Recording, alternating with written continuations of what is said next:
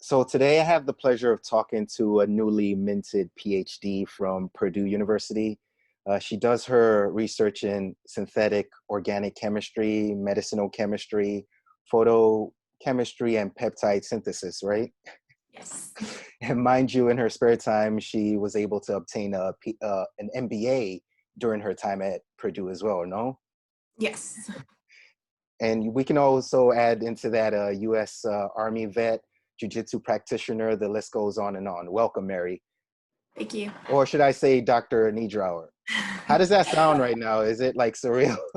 It's still kind of crazy. It's been 2 weeks and it still hasn't quite sunk in. Sunk in yet? All right. So staying true to tradition, I like to start these things off with my guests telling us how they traverse this thing called academia, right?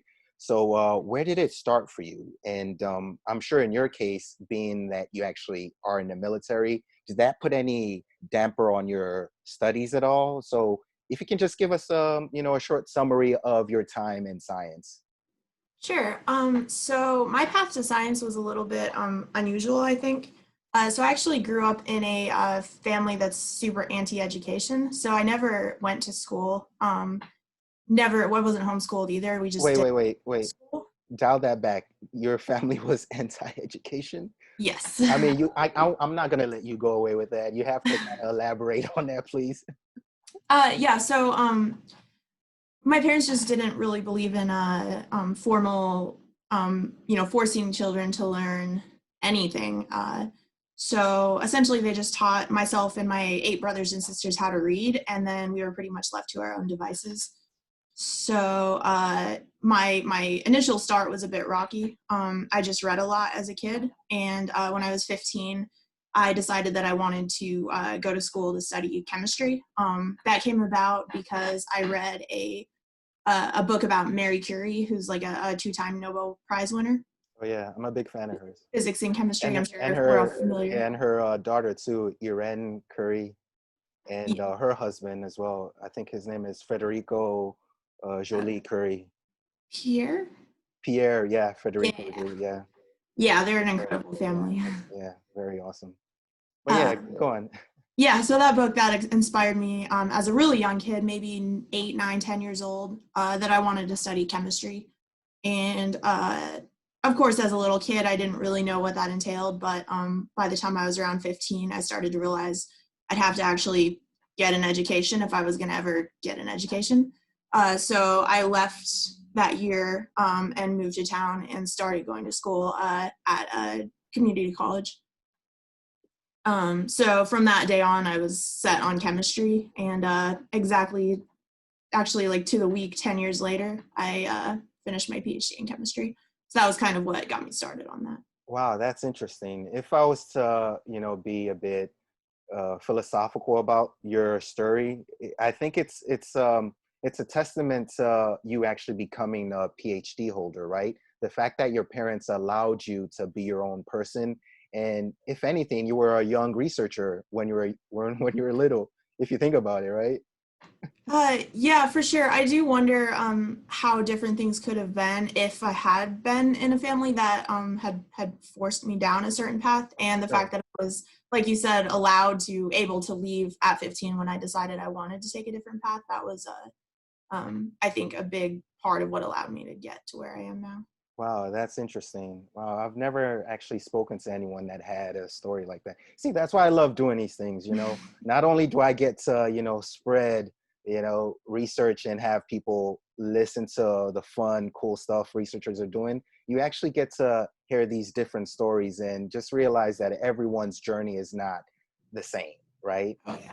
Yeah. So usually when I prepare for these things, I have my guests send me their academic papers, right? But in your situation, you actually did something cool. You sent me a patent draft, and which, by the way, I've got a inventor's bug myself. I remember back in the days, I actually ran a Kickstarter campaign, and I took the foolhardy task of writing my own patent myself. I do Oh. not advise anyone to do that, by the way. So your invention, you're trying to create a clever approach to photochemical transformations in solid phase synthesis, right? So first of all, Yes. can you explain what photochemical transformations are, and then what solid phase synthesis is?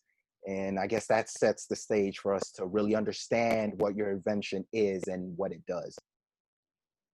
Yeah, so photochemistry is just essentially using the energy from light to excite electrons to make chemical reactions happen. So in standard chemistry, we'd use reagents that induce each other to do things. So photochemistry just uses light as that activator. And so it's super useful because being able to use light instead of various chemical reagents is certainly better for the environment. Its health and safety hazards are less because it's not a liquid that we have to handle. And it allows access to a lot of types of chemical transformations that we just can't get any other way. And so one of the projects I worked on in graduate school is using that concept of photochemistry for peptide synthesis. And the common way to make peptides is through something called, like you mentioned, solid phase synthesis, which is essentially you take this insoluble bead, so it like floats in solution, and you chemically attach your peptide to it. And so you have this slurry of these beads floating in your solution, and then you do all your chemistry to the molecules that are attached to that. And that's useful because at the end of a reaction, you have a filter at the bottom of your flask, and you just drain everything out. And the molecule that you want is left behind on your filter. And then you can just add more stuff to it and do another reaction. And it saves a lot of time and a lot of materials because you don't have to isolate your product every time since it's attached to that bead. So essentially the concept that my lab has been working on and what my graduate research was over was the concept of conducting that synthesis on that bead, on that resin bead, and then using light at the end to cleave your molecule off. And so essentially it's just attached to this thing, and you clip everything on that you want, filter all the excess stuff away, so it's super efficient. And then at the end, you clean it up, take light, cleave it off, and then you're left with your desired product. Wow, that's cool. That's cool. So you mentioned cleaving a lot, and people who know me know I'm a big fan of CRISPR and gene editing. So that's all it is, right? Just cleaving DNA. And yeah, whenever I hear that, I just trips me out. That's one of my fun things to talk about. I can't stop talking about DNA editing, by the way. So I don't know if you've listened to any of my past podcasts by any chance. Yeah. Okay, yeah. So I spoke to a researcher at the Broad Institute, and that's another interesting thing. A lot of people don't know about the Broad, and it's actually, I guess, coordination, between MIT and Harvard. So I think they're one of the most advanced researchers when it comes to DNA editing. And this young lady actually was the first person to cleave mitochondrial DNA. So yeah, that's pretty interesting. If anyone hasn't listened to that, please go listen to it. I might go listen to that one after I hadn't heard that one. All right. So I'm proud to say I'm one of the many people, I'm sure, that have read your dissertation, right? Well, at least in my situation, the abstract, right? All right. So you actually split your dissertation into two, right? So one of your topics, if I can get this correct, is design of a photolabile backbone amide linker for the synthesis of C-terminally modified peptides. What in the world is that, please? Yes. So that's actually just the concept that we were just touching on with Okay. the UI. So in order to have, so you have your resin that we talked about, and then you want to attach a molecule to it. So you have to have something in the middle that will react with light. Yeah. And that'll release your peptide at the end, or protein, or whatever it is that you're making. Sure. So my work was developing that sort of connector in between that links your resin bead, your solid support, to your peptide. And so it needed to be adapted to actually create something that will react with light, Okay. but that also will be stable in other ways to all the conditions for reactions that we want to do. Awesome. You must have the patience of a saint. The fact that you could actually, without any qualms, explain that to me again. Yeah, it's very esoteric work, right? Yes. I mean, that's why you're going to be paid the big bucks one day. So, all right. So I've never written a dissertation myself. And is that typical to actually have more than one topic for a dissertation, or is that just something that's unusual in your case? I think a lot of it depends on who your graduate advisor is. Hmm. My professor, Mark Lipton at Purdue, he, I think, encourages us to work on multiple projects. Mm, It gives you a broader sense of the field versus if you focus on one project for your 4 or 5 years of your PhD, that's really all you know. And part of the reason I joined his group is actually for that reason. I like to experience everything. And in this group, it's the opportunity where I can work on, peptide chemistry and photochemistry on one project and then have medicinal chemistry on the other hand. And they're two entirely different, really, types of research. And so it sort of keeps things exciting. all right. So I hate to kind of press you on this. So I'm just going to keep bugging you just a bit. So if anyone's wondering, can you just kind of give us a summary of the dissertation process? So how is it written? I'm sure different schools have different processes, right? So is it different when it comes to the institution you're working with, or when it comes to even labs, right? Yeah, I think it changes very much. It's fairly subjective depending on who your advisor is, and any given department has their own requirements. For my group, basically I started writing full time in when the coronavirus lockdown hit in March. So I pretty much just stayed home and wrote for 4 months. My dissertation is 7 chapters long, so pretty much would send off a chapter to my boss every time I finished one for approval. And yeah, that's pretty much it. Then you just submit it to your committee, and 2 weeks later you defend it to them. Okay, okay. So that's interesting. Now, so I did my best to digest your dissertation, right? But I hope I can be forgiven not to understand most of it. So the first part of Welcome to the your, club. yeah, so the first part of your magnum opus was what I just highlighted, right? Now the second part was just a bit more or less esoteric, right? So at least I can understand some of the terms like antimicrobial, antibiotics. I know that's not saying a lot, but it's something, right? Yeah, I think that project is a little bit more accessible to Yeah. non-chemists. All right. And gram-positive bacteria. So I remember listening to a podcast a while back. It's one of my favorite podcasts. It's called This Podcast Will Kill You. I don't know if you've ever heard of it. Mhm. So it's actually two researchers. I think they're actually PhDs now. And they have different researchers on, and they just talk about, research when it comes to pathologies and physiology, right? It's more of like a medical based podcast, right? And they were talking about bacteria. So from what they said, I remember that gram positive bacteria are bacteria that actually have a single outer membrane, right? So during the staining process, the gram staining process, it actually shows up more, right? As opposed to a gram negative bacteria, which has two outer membranes, right? Is that correct?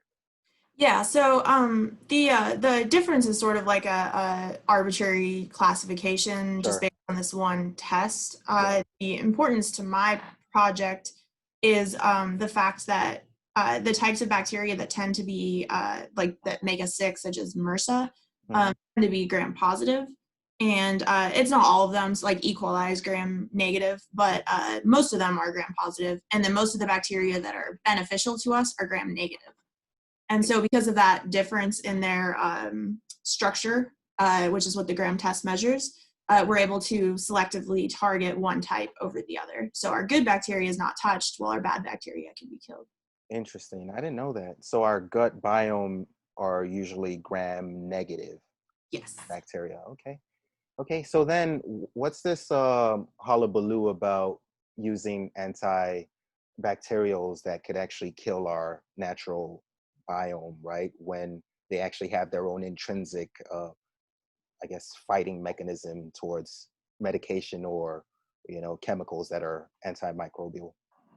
Yeah, so one of the problems with a lot of available antibiotics that we take for any bacterial infection is that they're broad spectrum, which just means they wipe out all of them.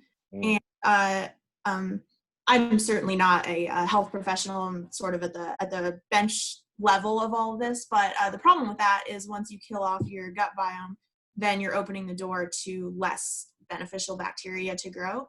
And a lot of people experience various health issues after a round of antibiotics because of that. Okay. And so our inhibitors, our antimicrobials, they target an enzyme that's really essential for building the cell wall for gram-positive bacteria, but gram-negative bacteria have sort of a backdoor approach, so they don't need this enzyme. And so it actually blocks the enzyme in both of them, but it's essential for gram-positive. It's not essential for gram-negative. All right, cool. So it kind of gives us a window into targeting one and not killing the other. Awesome. So yeah, people appreciate your natural biome, all right? Don't kill your Helicobacter pylori. I think that's one of them, right? That is one of them, yeah. All right. So there's something I really want to touch on. I'm really appreciative of the fact that you gave a nod to the work academic researchers are doing to, study areas that are not, obviously financially lucrative, right? So it's that argument between, fundamental and applied research, right? A lot of people don't really understand this, right? So when they hear research, they automatically assume that there's some monetary, I guess, goal at the end, right? But most of what people like you do and, quote unquote me, right, we do is just to elucidate the, hidden truths of the universe, right? Right. So what do you have to say about this? I don't want to have it be an antagonistic sort of view, but what do you have to say about, applied and fundamental science? Just in your view. Yeah, so I think there's definitely an important benefit to both. So one of the issues in industry, like you said, is while they can be very efficient and they have tons of money for research, areas of research that aren't as financially beneficial, they're probably going to stay away from. And so I think industry and academia research sort of complement each other really well, because we are able to get funding from government funding agencies or external funding, whatever. And so that allows us to kind of pursue research, sort of pure research, unapplied research that might not have a direct financial benefit, but helps us just understand the universe as a whole, which as scientists is kind of the point of what we do. Now, I think all theoretical research, whatever we want to call it, eventually down the road has some benefit to humankind, but as the immediate benefit isn't seen, then it sort of gets pushed off by industry. And so I just think it's actually just super important that we have both areas of research, and we're able to sort of cover the area that the other can't touch. All right, that's cool. I appreciate the fact that you actually, touched on that in your dissertation. I just wanted to point that out. All right, so just to summarize, so your approach in our fight against the proliferation of bacteria, right, is to create molecules that attack the outer membrane of these pathogens, right? Yes. All right. Now, the science stuff is cool, right? I think we've touched on a good chunk of that. Let's actually talk about the real fun stuff, right? Jiu-Jitsu, right? It's one of the reasons why I wanted you on. So we're both Jiu-Jitsu practitioners. And by the way, where do you train out of? I train at Impact Zone in West Lafayette, Indiana. Okay. So before you go any further, I know we Jiu-Jitsu people, we have this romanticized view of our gyms, right? But if we're to kind of be honest, right, most of us found our gyms serendipitously. Well, at least in my case, I did, right? So just like most people, most young men my age during the time I started doing jiu-jitsu, we found out about this martial art through the UFC, right, through MMA. So all I did was I just put in Google search, jiu-jitsu gyms, and sure enough, there was one just 5 minutes away from my house. And it happened to be a sport jiu-jitsu gym that actually competes a lot. And, they relatively do good. So how did you find your gym? So actually, I trained a little bit very not seriously. I didn't compete or anything before I moved to Indiana. So I actually just moved to Indiana for graduate school, and I Googled gyms near all the schools I was applying to, and it may or may not have had a little bit to do with why I came to Purdue. Interesting. So the professor here, the instructor, is a black belt under Andre Gavau, and it's a very strong competition team. And that was something, I won't say it was the only factor, certainly, obviously, I wanted to come to Purdue, but it was definitely something that I looked at for school Cool. to So you choose. guys compete under Atos then? Yes. Okay. Do you ever get to go out to Cali to go to their schools and train with them at all? Yeah, so our team goes out to California multiple times a year for competitions, and usually the team will stay behind and train at Autos HQ for at least a few days. Unfortunately, because of graduate school, that hasn't been very practical for me. Most of the time when I compete across the country, I fly in the night before and then compete and then leave that night, and then I'm back in lab the next morning. Oh, So wow. I have not gotten to train there, but my team has. You've never actually gone there, or you haven't gone there recently? I have never been to Autos HQ. Okay. So how's the jiu-jitsu scene out there by Purdue? Are you guys the only gym? Are you guys the only bigger gym? Uh, Oh, No, there's a surprising like large number of gyms. We actually have a statewide competition training in Indianapolis every week or so.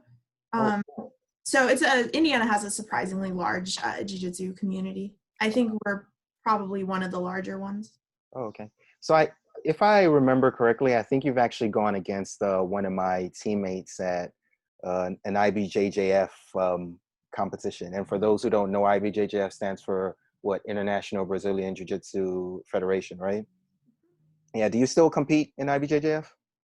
Yes, actually, I just competed at Nogi Worlds at Brown Belt in December. Oh, you're a brown belt. I competed at Brown Belt. I haven't officially been promoted yet. Interesting. Wow. Huh. Did you just out Because of yourself? COVID and stuff, like Yeah. everything's been messed up. So Okay. I don't know. Can you actually do that, or did you just out yourself? um I'm registered as a brown belt under Okay. Andre Galvao. I just haven't Okay. like it's been approved by him and stuff. I just haven't been Oh. fully belted. So. Oh, okay. So would he actually promote you, or I mean, at least do the belt, tradition ceremony thing, or I no? actually have no idea because travel's not like great right now. I'm not really sure. He's given the brown belts to everyone else on my team that's been Oh, promoted so far, but he usually comes here and does a seminar every year, and I'm guessing that's not going to happen this year. But I okay. don't know. Hey, I mean, you can always go out there, make it your first I trip. don't know. Travel's a little rough right now. It is, it is, it is. I'm just being super nitpicky with you. All right. So, if you were to give anyone advice on juggling, a high-powered academic career or just a work career and, extracurricular activities like jujitsu, like what would you tell them, right? Because I mean, these things are just as important as your work, right? So Oh, your yeah. health and vitality is just as important as your work. If anything, it actually keeps you level and, keeps you sharp doing everything else. So what have you done in the past, or, what do you envisage to do to kind of figure out that synergy between work and play? Yeah, so it's definitely been a challenge. I've competed actually internationally while I was in grad school and never taken off more than a couple days at a time. Sure. So my strategy has usually just been to make my gym time non-negotiable. So say, Tuesday and Thursday practices from 6 to 8 p.m. So if I've gotten to lab at 3:30 in the morning before to get whatever research I had to do accomplished so I could leave at 5:30 to make it to the gym on time. And I think that that's sort of been the key is like to just do what you can. Like if you physically can't go to practice for 2 hours one night, then you just go to 1 hour and then go back to lab afterwards. And it's just been about just every day making the choice to do whatever you can to get Do what better it at takes. the sport as well. That's cool. That's cool. So have you found yourself to be an evangelist for jiu-jitsu? Maybe your lab mates or your classmates, have you kind of, initiated anyone into this dark art we call jiu-jitsu?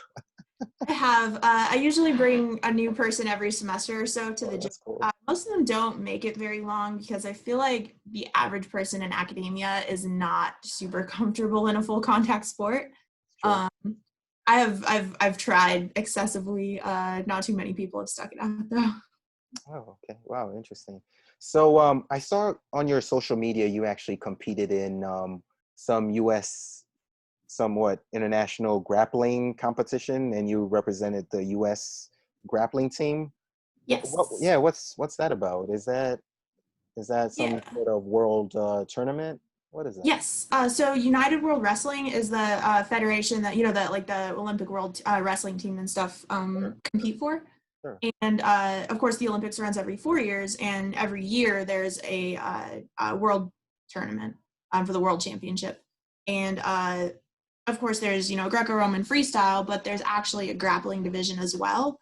And we're not as well I think publicized as traditional wrestling, but we still go and compete alongside Team USA. And yeah, so last year, me and actually several of my teammates from Indiana went to Kazakhstan and competed for Team USA, and that was a super cool experience. I bet. Wow. So what's the selection process? Is it just a first come, first serve sort of deal or No, there's a trial for it. a trial? Okay. In last year, it was in June in Colorado. It's the same trials that the Olympic wrestling team goes through. Okay. They also have a tournament the same day, same mats for the grappling team. And how big is that tournament? I don't know because I actually did not have to qualify, so I Oh, was. you're that good. They're just like, okay, Mary, you get a free pass. Just come on in. So I was actually at a conference during the qualification tournament. So I Okay. was like, oh man, I won't be able to go. And then the person that had my spot on the team, I think got injured towards like right before, maybe 4 weeks before. And they didn't have time to hold another trial. So they just asked like the team members, like, do you know anyone that would be able to make it to Kazakhstan on 4 weeks notice that's not terrible? So Carlos, my coach, is one of the athletes. And so he volunteered me and I got this. Wow, that's cool. That's cool. Kind of lucked out. Yeah. I mean, it's awesome. But I medaled, so it You wasn't like medaled, so yeah, yeah. it wasn't just a free for all. Then it was, you actually earned your spot. Then the fact that you medaled for your country, that's a big deal, right? So what medal did you get? What I place? got bronze. Bronze. That's awesome. Wow. Do you have it framed or? I would. I have a You fair probably just tossed it stack of somewhere. medals, so it's on the top. Oh wow, you're just like me, just throw them anywhere. Yes, I see them in the background. Oh yeah, those are nothing. Don't look at those. All right, awesome, Mary. So I'd say this kind of wraps it up for us. Actually, before you go, is there anything else you want to touch on? Anything about your work you think we didn't, I guess, talk about? No, I think we covered it all about as in depth as anyone's gonna care. Awesome, yeah. And when you start writing your papers, please let me know so we can have this again. All right. I'm actually submitting one tonight. Tonight, cool. Well, I'd say maybe in the next month or so we can do this again. Okay, sounds good. So if anyone wants to read more about your work, if they want to read this new paper you're submitting, where can they find you if they want to email you, maybe academically or business-wise, or just anyone who wants to learn about Jiu-Jitsu, where can they contact Dr. Niedrauer? Yeah, anyone can search for me on Facebook and send me a message there, or I can give my email address. Well, not here, but Okay. yeah. So just search for Mary Niedrauer. You'll find her email, right? Yep. Cool. Well, in that case, Mary, I really appreciate this. This was awesome, as I thought it would be. Yeah, thanks for having me on. You're very welcome. Thank you.